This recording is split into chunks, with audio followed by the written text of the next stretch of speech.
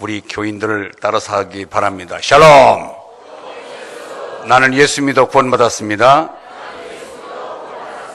난 예수 믿어 천국 백성이 되었습니다. 난 예수 믿어 하나님 자녀가 되었습니다. 우리는 한 가족입니다. 이렇게 우리는 인사한답니다. 오늘 참 많이 오셔서 감사합니다. 제가 여러분들을 좀 편안하게 좋은 자리에 모셔야 되는데 좀 복잡해서 죄송합니다. 일단 저희들은 이 교회에 매년 한 차례씩 1년에 한 번씩 이렇게 여러분들을 모시는 기회를 갖고 있습니다. 오늘 기꺼이 오셔서 불편한 자리에 앉아 계시는데 예배가 끝난 후에는 또 맛있는 음식으로 대접하려고 합니다. 그리고 좋은 선물도 하나씩 받아가시면 좋겠습니다. 안내하신 분들은 여기 앞에 성가대원 자리에 지금 성가대원을 이제는 파트를 구분하지 말고 좀 좁혀 앉으시면은 됐습니다. 좀 옆으로 가세요. 좀 성가대원들 옆으로 비켜주세요. 많이 들어가시면 되겠습니다. 앞에 앉으신 분들 뒤에 분들 전부 성가대원석으로 오시면 됩니다. 안내하십시오. 여기 앞으로. 감사해요. 좀 복잡하시면은 이 성가대석으로 앉으시면 편하게 될 것입니다. 자, 됐습니다. 말씀 전합니다. 옛날에 한 시골에, 그것도 아주 첩첩삼중에 애딴집에 두 부부가 살고 있었습니다. 그런데, 그 바람에 수고는 자녀를 두지 못해서 늘 애태우는 가운데에 그들을 나름대로의 토속지당으로 산신령에 빌기도 하고 별의별 짓을 다 했는데, 어떻게 됐든 간에 40 늦게 누뚱이를 하나 두었습니다. 그런데 그것도 꼬치를 달고 나왔어요. 그러니까 얼마나 기쁜지 그냥 금은 어떤 거 얻은 것보다도 좋죠. 그래서 늘 둥기둥기 하면서 세월 가는 줄 모르고 키우고 있는데 이제 그가 성공금 겨와서 엄마 아버지 바지에다가 똥을 싸도 귀엽고 냄새가 나도 이것이 향기롭고 정말 너무 세상 살만 나는 거예요. 그런데 이 아이가 와서 꼬집어도 재미있고 때려도 귀엽고 그러니까 어이구 잘한다 날마다 칭찬과 그를 귀엽게 여겨줬습니다. 세월이 흐릅니다. 이 아이가 이제 5살 됐습니다. 또 와서 때리는데 옛날보다 때리는 강도가 세진 것입니다. 그래도 아프다는 말을 못하고 아이고 잘한다 계속 칭찬하고 그를 귀엽게만 여겨줬습니다. 그런데 이 아이가 소년이 됐는데도 여전히 그 어린 3살 버릇 8까지 간다고 그것이 귀엽다고 하니까 이게 좋은 짓이고 잘하는 짓인 줄 알고 나가 떠들어오기만 하면 짜다기를 때리는 거예요. 그런데도 아이고 잘한다. 근데 이제 팔다리가 굵어지면서 때리는데 이건 때린 게 아니라 휘려치는 거예요. 그냥 얼마나 아픈지. 별이 서너씩 보이면서도 이거 아프다는 말도 못하면서 이게 시름시름 고통이 되기 시작하는데 고민스러워진 거예요. 지금 와서 야 이놈아 그거 하지 못하고 너가 그거 잘못된 거라고 이야기도 못하겠고 그렇게 걱정은 태산같이 지나고 있는데 어느 날 집에 손님이 한번 찾아왔어요. 아이고 가다가 길손이 젖했는데 좀 어두워서 하루 유하고 갈 수 없겠느냐고 묻길래 마침 방도 여유가 있어서 하루 묵고 가라고. 그래 그분에게 집안에 있는 내용을 전부 참 푸념어린 푸념으로 다 이야기를 했습니다. 내가 늦게 자녀를 뒀는데 이 아이가 정말 너무 하는 짓이 귀여워서 귀엽다 잘한다 칭찬만 했더니 지금 이게 장성에 가서도 지금 여전히 이렇게 자기를 때리고 그러는데 너무너무 힘들고 아파서 죽겠는데 지금 하지 말라고 말할 수도 없고 고민스럽다고 얘기하니까 빙그레 웃더니 걱정하지 마세요. 제가 오늘 밥값 하고 가겠습니다 하는 거예요. 그래서 무슨 밥값을 하는가 했더니 조금 있다 보니까 이 서산에서 큰 나무찜을 지고 아들이 쿵 하고 지게를 내려놓더니 느닷없이 엄마 한 대 아빠 한 대 막 때리는 거예요. 그것을 보다 못한 이 손님이 자네 뭐 하는 건가 했더니 효도하고 있는 중입니다. 그게 어째 효도냐? 그래서 얘기했습니다. 자네 이 산골에서만 살았는데 도해지 구경 못했지. 아저씨가 저 도해지서 왔는데 자네 나 좀 따라오면은 내가 아주 좋은 구경을 많이 시켜주겠네. 이거 평생 도회지 한번 나가볼 기회가 없었는데 도회지 가서 구경시켜준다니까 얼마나 좋아요. 따라갔지요. 드디어 도회지를 나왔는데 눈이 휘둥그레지는 인들이 많습니다. 택시도 타고 버스도 타고 전철도 타고 비행기는 못 탔습니다. 그래서 이제 왔는데 집에 도착하니까 아들, 며느리, 손자들이 쭉 일렬로 서서 아버님, 할아버지 다녀오셨습니까? 하고 고개를 꾸벅꾸벅 숙이면서 인사를 정결하게 합니다. 상이 들어옵니다. 상다리가 부러지도록 차린 상이 왔는데 어른이 숟가락 들기 전에 아무도 수저를 들지 않습니다. 맛깔스러운 맛있는 건데 어른이 숟가락을 구석에 한번 지나가야 그것을 고기를 먹습니다. 그래 이상해서 물은 거요. 아저씨, 왜 이 집에는 효도를 안 합니까? 무슨 소리야? 효도를 하면 때려줘야 되는데 왜 안 때립니까? 그때 그 아저씨가 그런 얘기를 했어요. 자네가 하는 때리는 효도는 구식이고 이제 새로운 신식이 나왔단다. 신식은 허리 굽혀 절하고 인사하고 그리고 어른들한테 절하는 것이 신식이니라. 가만히 듣고 그동안에 한 번도 누구에게 가르침을 받지 못했기 때문에 그 이야기를 들은 이 시골 청년은 그 다음부터 고향에 가서 이제 가니까 이 아이가 오는 건 분명히 맞을 준비를 딱 하고 있었는데 안 때리는 거예요. 그러더니 아버님 어머니 잘 다녀왔습니다 하고 고개 숙여 인사를 하는 거예요. 자, 이게 어찌 된 거냐? 너 왜 효도를 방법이 바꿨냐? 그러니까 그건 구식이고요. 이제 신식 배워왔습니다. 그래서 그는 평생 신식으로 효도해서 잘 살게 됐다는 얘기입니다. 예. 여러분, 우리는 주변에 좋은 사람 두는 것이 복이고 행복인 줄 믿습니다. 옆에서 나에게 도움을 주고 나에게 뭔가 가르침을 보여줄 수 있는 사람이 내 옆에 있다는 것 감사하시기 바라요. 반대로 내가 상대방에게 어떤 대상에게 좋은 볼거리와 가르침을 줄 수 있는 대상이 되시길 바랍니다. 소위 말해서 애물단지가 되지 아닌 버팀목이 되고 지지대가 되고 상대방에게 디딤돌이 될 수 있는 인생, 이것이 얼마나 값진 인생이냔 말이에요.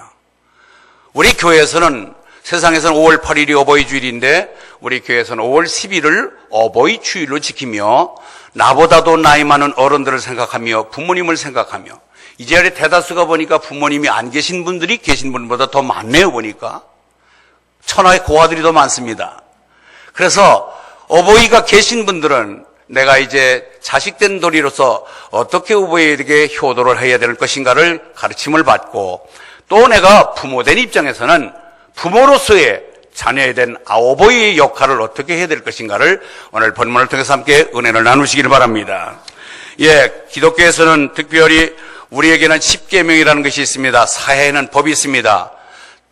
주차, 여기는 정차를 하면 안 되고 주차를 하면 안 됩니다. 여기 속도를 몇 킬로로 살려야 됩니다라고 하는 교통법규가 있고 다 법이 있듯이 우리 예수 믿는 사람도 하나님께서 적어도 너희들은 이렇게 살아야 되느니라고 법을 압축한 것이 10가지로 줄이면 그걸 십계명이라고 그래요. 그래서 십계명을 우리의 모든 성경의 법의 모법이 되는 거, 어머니 법이 되는 거죠. 그 십계명을 통해서 우리들에게 가르쳐주는 것이 있는데 십계명의 모습을 한번 우리가 자막을 통해서 잠깐 볼까요? 저렇게 두 돌판으로 나눠져 있는데 왼쪽에 있는 이 돌판은 하나님에 대한 계명이에요. 즉 천륜, 하나님에게 지킬 4가지가 있습니다. 그것이 하나님 외에 다른 신을 두지 말라.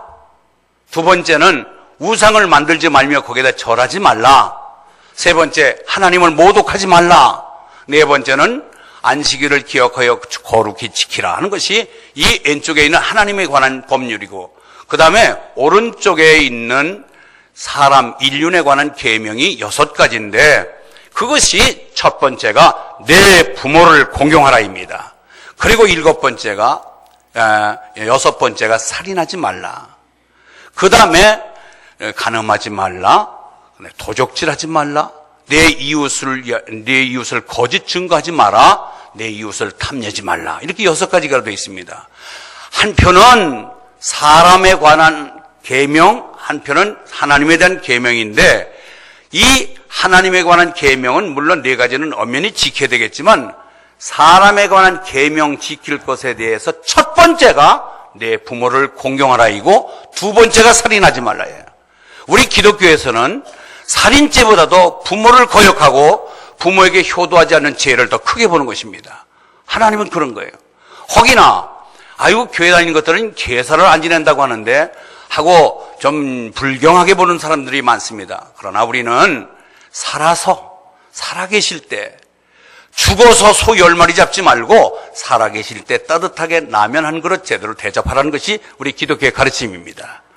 여러분 뭐가 죽어서 어마무시 상다리가 부러지게 차려놓은들 무슨 소용이 있겠습니까? 그러니까 우리 기독교관은 살아계실 때 마음도 편안하게 해드리고 육신적으로도 잘 봉양해야 되고 정신적으로도 그리고 영적으로도 자식된 도리를 다 해드리자는 것이 우리의 가르침입니다. 그렇기 때문에 오늘 저는 여러분들에게 이 어버이 주일을 맞이해서 특히 오늘 해피데이를 통해서 이 즐거운 날 기쁜 날 여러분들을 모셔놓고 우리가 여러분들 자식이 함께 이 자리에 계셔서 이 자리에 이 말씀을 들었다면 얼마나 다행스럽겠습니까마는 그렇지 못하지만 우리가 자식된 도리로 또는 우리 부모된 도리로 이 말씀 속에 함께 공감을 느끼며 함께 은혜 받기를 바랍니다. 첫째로 우리가 부모님 공경은 하나님의 약속이 있는 첫 계명입니다. 이 계명은 하나님의 약속인데 내가 내 부모를 공경하면은 내가 땅에서 잘되고 장수한 복을 주리라 하고 약속을 하신 것입니다. 여러분 약속은 부도나면 안 됩니다. 사람의 약속도 지킬 때에 의미가 있듯이 하나님은 말씀한 것을 버리지 않는다. 시건치 않는다. 먹어버리지 않으신다. 그래서 필히 지키시는 분인데 하나님은 내가 부모에게 잘하고 공경하면 네가 이 땅에서 잘되고 장수의 복을 주겠다고 하는 약속 있는 첫 계명입니다. 여러분 이 보장된 계명을 마다하고 어길 사람이 어디 있겠습니까? 그래서 하나님 인간에게 내려주신 법이요 명령이요 하나님 섬기는 신앙생활과 원칙이 바로 내 부모를 공경하라입니다. 그래서 오늘 두 돌판 얘기를 신실하게 소개했는데 우리는 부모 공경이 일륜지의 계명 중에 첫 번째가 부모 공경이다. 살아서 잘하라. 죽어서는 의미가 없다. 살아 계실 때에 잘하라 하는 것이 하나님의 가르침입니다. 두 번째, 부모님을 공경해야만 합니다. 이것은 생각으로만이 아니라 마음만으로도 아니라 우리는 생각과 마음도 즉 공경할 수 있는 마음을 가져야 되겠지만 행동화해야 된다고 하는 것입니다. 그래서 제가 조선일보에서 지난번 통계를 낸 그 자료를 제가 입수했습니다. 좀 오래됐지만 조선일보에서 약 205명에 대해서 중장년층에 대해서 설문조사한 설문 내용을 제가 밝힙니다. 첫 번째, 평소 자식들에게 가장 상처받는 말이 뭐라고 생각하십니까? 그럼 물었더니 이렇게 대답을 했습니다. 첫 번째는 아버지 어머니는 말이 안 통해요. 이 말 제일 듣기 싫다요. 그런 말 하지 마라잉. 우리 자식들 부모님에게 말이 안 통한다고 이러면 제일 듣기가 거북스럽게 생각하신대요. 두 번째는 우리가 기계 시대를 접하지 못하고 자라신 이제 세월을 지내신 어르신들 핸드폰 조작이 좀 어둡고 PC 컴퓨터 게임이나 컴퓨터 조작에 대해서 좀 어눌합니다. 그러니까 아이고 그것도 몰라요. 이것도 못해요. 이 말 제일 듣기 거북스럽답니다. 말이 안 통해요. 이것도 못해요. 그 다음에 세 번째는 시간이 없어서 못 찾아뵀습니다. 그런 얘기를 해요. 시간이 없어서 못 찾아뵀다고 하는 것. 예? 바빠서 못 찾아뵀다고 하는 것 제일 듣기 싫어한다니까 그냥 못 찾아뵀으면 못 찾아본 거지 또 바쁘다는 핑계를 대지 않기를 바랍니다. 두 번째, 어버이날 자식에게 가장 듣고 싶은 말이 있어요. 이제 상처되는 말을 빼고 듣고 싶은 말이 뭐냐? 첫 번째는 잘 키워주셔서 고맙습니다. 시작. 예, 이 말을 그렇게 듣고 싶어 하신대요. 두 번째는 저의 걱정은 마시고 이제 부모님 위해서 사세요. 저희들 걱정 마시고 이제 부모님들 위해서 사세요. 이 말 두 번째 듣고 싶고요. 세 번째는 오래오래 건강하게 사시기 바랍니다. 라고 하는 말이 3위로 듣고 싶은 이야기랍니다. 그런가 하면은 어버이날 받고 싶은 선물 첫 번째 어르신들은요, 다른 것보다도 현금이 좋대요, 현금. 두 번째는 어르신 되다 보니까 이제 치아가 다 망가져서 음식을 잘 못 씹으시니까 임플란트 해드릴게요 하면 그게 좋아한대요. 건강검진 좀 한번 받으시죠 하고 자식들이 부모님 끌고 와서 종합병원에 건강검진 한번 시켜드리면 그렇게 좋아하신대요. 한번 실행해 보시기 바랍니다. 세 번째는 휴대폰 등 최신형 전자제품을 갖기를 원하신대요. 나는 요새 삼성 스마트폰 S6가 나왔다고 그러는데 젊은 애들만 그런 줄 알았더니 어른들도 신제품이 좋대요. 신제품. 네 번째, 어버이날 자녀와 함께하고 싶은 일이 뭘까? 어버이날 자녀와 함께하고 싶은 일을 물어봤더니 첫 번째, 여행 같이 하고 싶다 하는 것이 첫 번째였고, 두 번째는 오붓한 대화를 한번 나누고 싶었다. 세 번째는 애식순이었습니다. 저는 딸들이 멀리 살잖아요. 서울이 아니라니까요. 그런데 딸들이 이제 없으니까 저는 외식을 할 수가 없었는데 어제는 또 조카 딸년이 그래도 저녁을 사주더라고요. 그러니까 기분 좋더라고요. 여러분, 비싼 것도 원치 않으십니다. 다만 어떻든 중국집 짜장면 한 그릇도 좋습니다. 피자 한 판도 좋습니다. 부모님과 함께 나가서 오붓한 예식을 한번 해주시는 것이 부모님의 바람이라고 답변했습니다. 전문가들은 자녀들이 나이 든 부모와 대화 나눌 때 자존심을 살리는 방식을 유념하라고 권합니다. 정신과 전문의 박진생 씨라고 하는 분이 부모가 나이 들어서 경제력 등 주도권을 상실하게 되면은 이것도 못하네, 말이 안 통해, 이 사소한 말 같지만 가슴 깊이 상처가 된다고 하는 사실을 밝혔습니다. 여러분, 제일 듣기 서운 소리 뭐라고 그랬어요? 제일 듣고 싶은 말 뭐라고 그랬어요? 잘 키워주셔서 고맙습니다. 여러분, 제 3자들이 아이고 어르신 자녀 농사 자식 농사 잘 졌네요 하면 그렇게 으쓱거리는데, 그걸 당사자인 자녀 입장에서 아버님 어머님, 제가 오늘 있는 것은 부모님 덕입니다. 부모님께서 잘 키워주신 덕이죠 하고 인사할 때에 내가 그래도 할 것 다 했구나, 다른 건 못했어도 내가 자녀 뒷바라지는 열심히 한 그것을 저놈들이 아는구나 라고 해서 마음이 그렇게 기쁘다고 하니 사사로운 말 한마디로 우리 부모님을 기쁘게 해드릴 수 있도록 힘쓰시기를 바랍니다. 그래서 구체적으로 부모님이 기뻐하시고 좋아하는 것 몇 가지 소개해드립니다. 첫 번째, 부모님으로 인정하고 부모님으로 여겨주는 거예요. 내가 아무리 배우고 박사학위를 가졌다 하더라도 정말로 난 놓고 기억자를 모르는 일자 무식군 아버지라도 아버지를 아버지로 인정하며 아버지를 극진히 대우할 때에 그 부모가 기뻐하는 거예요. 아멘? 좀 돼지물 먹고 배웠다고 해서 아버지 그것도 못해요? 말이 안 통해요? 하면 그 가슴에 못 박는 얘기라는 사실을 우리가 깨달아야 될 줄 믿습니다. 그래서 성경에 보면 잠언 23장 22절 너를 낳은 아비에게 청종하고 내 늙은 어미를 경히 여기지 말라. 출애굽기 21장 15절에 이런 말씀이 있습니다. 자기 아비나 어미를 치는 자는 반드시 죽일지니라. 구약시대는요, 자기 부모를 거역하고 무시하면 죽여버리라고 할 정도로 아주 엄한 법이 있었어요. 대단히 무서운 법이죠. 부모님께 순종하는 것입니다. 좀 이해가 되지 않는 이야기, 조금 엉터리 같은 말씀을 하시더라도 그 안전에서는 예 하고 대답을 해놓고 그리고 나중에 기분 좋을 때 설명 드리시길 바랍니다. 무슨 택도 않는 소리 하느냐고 앞에서 마구제비로 무시해버리면 부모가 잘못했더라도 그걸 거역으로 알고 기분 나빠하시죠. 오늘 1절에도 그래서 자녀들아 주 안에서 너희 부모에게 순종하라, 이것이 옳으니라고 말씀하십니다. 세 번째는요, 우리가 구체적으로 부모님을 기쁘게 해드린 일이 뭐냐? 부모님을 즐겁게 해드리는 것입니다. 즐겁게 해드리는 거예요. 그래서 억지로가 아니라 자발적으로 정말로 진실한 마음을 실어서 부모님에게 즐겁게 해드리는 그런 모습을 취하시기를 바랍니다.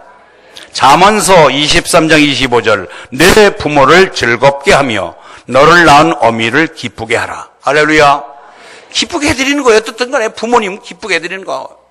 이거는 우리가 자녀로서의 큰 돈 들어가지 아니하고 말로나 행동으로나 작은 것 가지고도 기쁨을 드릴 수가 있습니다. 그런데 부모님이 기뻐하는 것을 구체적으로 좀 나눠보니까 이렇게 해요. 부모님에게 항상 공손한 말투를 해라. 큰 소리 내지 말고 어른들에게는 부드럽고 천천히 그렇게 상냥스럽게 답변하고 질문하라고 얘기합니다. 그리고 손수 몸과 마음으로 공경해야 되는데 어른일수록 피부 접촉을 좋아하신대요. 그래서 제가 젊은 사람들하고는 젊은 여자들하고는 내가 악수를 잘 안 하지만은 나이 드신 할머니하고는 내가 꼭 악수를 해드려요. 그래서 어르신일수록 피부 접촉을 하는 것을 참 좋아하신다는 것을 잊지 않길 바랍니다. 그리고 앞서도 말했지만은 되도록이면 큰 돈이 아니더라도 용돈을 좀 자주 드려서 마음을 기쁘게 해드리고요. 자주 찾아뵙는 게 제일 좋습니다. 여러분 전화 먼 거리에서 저희 딸 미국에서 독일에서 화상전화가 오고 전화 한번 오면은 그것도 기쁜데 만약에 그 아이들이 찾아온다면 얼마나 더 기쁘겠습니까? 그래서 지금 우리 사모하고 저는 5월 29일을 기다리고 있습니다. 우리 큰딸이 온대요. 그리고 무엇보다도 부모님을 기쁘게 해드리는 것은 형제끼리 위에 있게 지내는 것을 기뻐한대요. 약간 좀 처진 아이들이 있어요. 똑같은 가문에서 훌륭하게 잘 교육을 받고 컸는데도 어떻게 해서 시집 가다 보니까 서로 우열 차이가 있습니다. 잘 살고 못 사는 차이가 있을 때에 서로 간에 불협화음을 일으킬 수도 있는데 저들끼리의 서로 조율하고 서로 나누고 서로 그래서 아름답게 지내는 모습이 부모로서는 제일 기쁘다는 거예요. 여섯 번째는요, 무엇보다도 최고의 부모의 공경은 여기서 영원히 사시는 분들이 아니기 때문에 돌아가시는 날 있잖아요. 돌아갔다. 여러분 잘 의미해 보십시오. 돌아가셨습니다 라고 하는 말에는 왔던 곳으로 다시 갔다. 영어로 써서 죄송하지만 return이라는 말을 씁니다.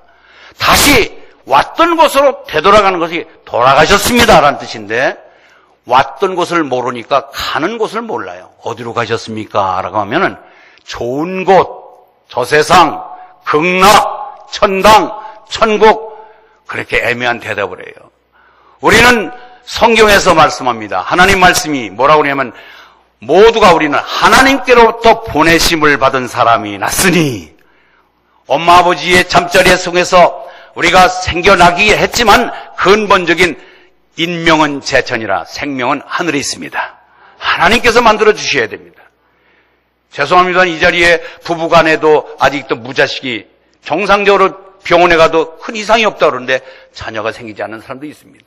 그걸 보면은 아하, 생명은 하나님이 주시는구나라는 것을 우리가 알 수가 있습니다. 그래서 우리는 이처럼 왔던 곳으로 다시 갑니다. 하나님이 이 땅에 대한민국 땅에 보내주시고 이 기장을 거점으로 하여 생활 근거지를 삼아서 여기에 살게 하시고 하나님이 시간표를 짜줘서 이곳에 살다가 언제든지 부르시면 가야 됩니다. 그래서 오는 순서는 있어도 가는 순서는 없습니다. 그렇기 때문에 여기에서 요새 100세 시대에 열렸습니다. 그런데 성경에서는 우리의 연수가 70이요 강건하면 80이라 그렇게 얘기합니다. 여러분 89살까지가 80대인데 제가 이 근자에 보니까 얼마나 요양병원이 많이 생겼는지 자주 요양병원에 들릴 기회가 있는데 보면은 90 넘으신 어르신들 줄비하게 들어오고 계세요. 여러분 숨 쉬고 생명의 연장이 살아있는 게 아니라 우리가 땅에서 잘 되고 장수하리라는 것은 무병장수를 해야 돼요. 아프지 아니하고 내가 두 손 휘젓고 다니며 내 손으로 숟가락질하며 내가 의식이 있으며 나에게 나의 주머니를 나눌 수 있으며 이것이 산 것입니다. 여러분 그래서 우리는 돌아가셨습니다. 여러분 부모님이 언젠간 돌아가는 때가 있는데 어디로 돌아가느냐? 왔던 곳으로 갑니다. 온 곳을 모르지만 성경은 분명히 말씀해 줍니다. 하나님이 이 땅에 보내주셨다고. 그런데 우리는 하나님께로 다시 가야 됩니다. 아멘.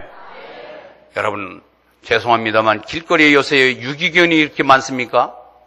주인이 없는 개입니다. 한때 비싸게 샀습니다. 그리고 귀여움을 받았던 개들인데 병이 듭니다. 늙었습니다. 귀찮으니까 길거리에 버려진 개를 유기견이라고 그래요. 우리 인생도 똑같습니다.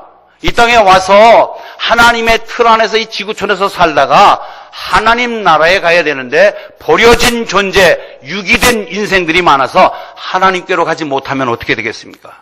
그래서 우리는 다시 왔던 곳으로 가야 됩니다. 하나님 나라에서 이 땅에 보냄을 받았다면 하나님 나라에 다시 입성하는 그런 축복이 있기를 주의 이름으로 축원합니다.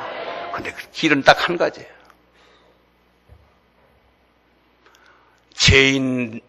죄를 한 번이라도 진 인간은 아무도 천국을 갈 수가 없습니다. 하나님 나라에 갈 수 없습니다. 왔던 곳으로 돌아가지 못합니다. 다른 곳으로, 유기된 곳으로, 그것을 우리는 지옥이라고 얘기하는데 그것으로 갈 수밖에 없는데 그 유기된 인생을 하나님 나라로 다시 왔던 곳으로 갈 수 있는 유일한 길은 죄인된 우리는 갈 수가 없는데 죄가 아무리 졌더라도 그 죄를 탕감받을 수 있는 유일한 길을 하나님이 제도적으로 만들어 주셨는데 그것이 내가 하나밖에 없는 독생자 예수 그리스도를 이 땅에 보냈으니 누구든지 이 예수를 믿기만 하면 너희들의 어떤 죄라도 내가 사하해주고 나 있는 내 나라로 다시 올 수가 있다라고 다시 문을 만들어 주셨습니다. 그래서 저를 여러분들 그것 때문에 초청을 했어요. 여긴 종교가 다른 분도 계세요. 저는 오늘 아침에 일찍 오신 분에게 좀 약간 슬픈 얘기도 들었습니다. 목사님, 나는 자식 때문에 자식 잘 되라고, 부모 입장에서 자식 잘 되는 것 때문에 내가 교회 다닌 것도 포기하고 지금은 교회를 다니고 있지 않습니다. 내가 그래서 참 누님 같기도 하고 아픈 마음을 갖고 내가 참 견딜 수 없는 고통을 내가 한번 맞고 왔는데 여기 그런 분들 많을 거예요. 여러분들이 몰라서. 그러나 분명히 저는 저도 늦게 40에 신학했어요. 저도 한때 야망을 갖고 저도 정말로 한 번쯤 세상을 호령해보는 자리에까지 입성할 직전까지 갔던 사람인데 어느 순간에 나는 하나님이 다시 방향을 회전해서 목사의 길을 만들어 주셨어요. 내가 알고 보니 아하, 참 잘했구나. 내 이 지상에서 별을 따지 못했지만 하늘의 별을 딴 하나님의 종으로서 지금도는 자긍심을 갖고 여러분들에게 단호히 말합니다. 여러분, 왔던 곳 하나님 나라에 오셨으면 하나님 나라로 도셨는데 하나님 나라에 돌아가셔야 됩니다. 그 길은 죄가 있으면 못 갑니다. 그러나 죄를 탕감받을 수 있는 유일한 길은 어떤 보상으로 어떤 방법으로도 없이 예수만 믿는 한 가지 조건 속에 하나님은 여러분들의 죄를 다 탕감해 준다고 약속을 하셨습니다. 그 예수를 믿으시고 이제는 오늘 이 어버이날 가장 자식된 도리에서 내가 모태신앙으로 예수를 믿게 됐다면 더 없는 축복된 인생이고, 만약에 내가 예수 믿고 보니 왜 아직도 우리 아버지 어머니가 예수를 믿지 않는 분이 계시더라면 그 예수를 소개해서 하늘 백성 천국 백성으로 만들어 드리는 것이 가장 효 중에 극치의 효인 줄 믿습니다. 그래서 저는 여러분들에게 그 길을 안내해 드리고자 여러분들을 초청했습니다. 이제 부모님을 공경하는 사람을 복을 누리는데 앞에도 말했지만 부모를 봉양하면 땅에서 잘 됩니다. 땅에서 잘 된다는 얘기는 분명히 보상이 있다는 얘기입니다. 3일 전에 법원 판결 내용을 한 가지 소개합니다. 어머니가 15년 동안 병상에 누워 계셨습니다.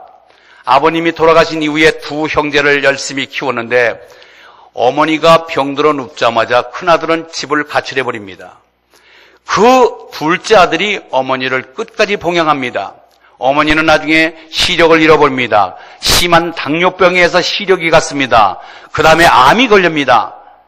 15년간 똥오줌 받아내며 어머니를 극진히 간호한 그 결과 어머니가 호전되지 못하고 그냥 천국으로 가셨습니다.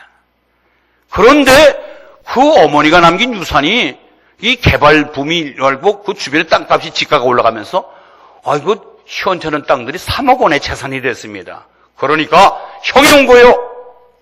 야 동생, 미안하지만 내가 엄마를 못 모셨지만 너하고 나하고 반반 나눠 갖자 하고 형이 재산을 분할할 것을 요구합니다. 근데 재산을 주기가 아까워서가 아니라 엄마 생전에 한 번도 찾아오지 않았던 형, 어떻게 엄마가 죽자마자 재산을 탐내서 찾아오는 그 형이 미운 거예요. 그래서 정말 형이 꼭 재산을 가져야 되겠소. 그래, 나는 재산이 필요하다. 그러면은 우리가 이것을 우리가 잘 모르니까 법에 가서 한번 알아봅시다. 어떻게 나눠야 되는지.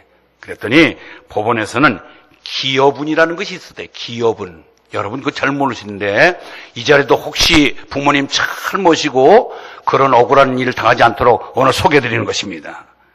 그런데 법에서는 어떻게 판정했느냐? 그동안에 부모를 잘 섬기고 모신 아들이 기여분 50%를 차지한다. 그래서 3억이면은 1억 5천에 대해서는 일단 제껴놓고 나머지 1억 5천을 가지고 반반 나눠라. 그래서 작은 아들이 75%, 큰 아들은 25%에서 작은 아들은 2억 2,500만 원, 작은 아들은 7,500만, 큰 아들은 7,500만 원을 받았다고 하는 판결이 이틀 전에 신문에서 봤습니다.